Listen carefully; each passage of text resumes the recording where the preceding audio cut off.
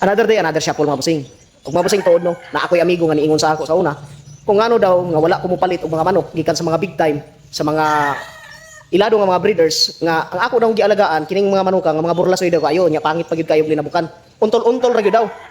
Pero mga busing, nganong magpuli man ko og linyada kung ang akong linyada nang daog na daan. Mukuha pa di ay ko og kanang wala ko kabalo kanang mag-experiment pa ko.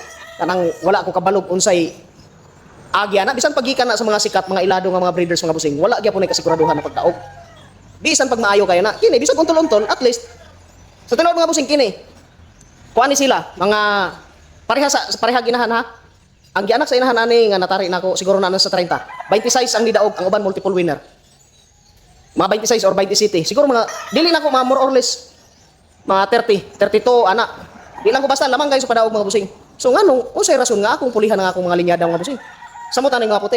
Kini puti ang mga busing sa ako paning angkol nga linyada. Nakakuha ko sa iya burag 2008. Pero kini nag-originate ni sa akong angkol dito sa Davao. Mo na akong gikuhaan. Mga 2008 ko nikuha sa iya pero nagkakuha siya pud sa iyang mangho dito sa Cadiz sa Negros 1994 pa mao na iyang gibalik-balik og mga palahi. So tanaw mga busing burlasoy gayo.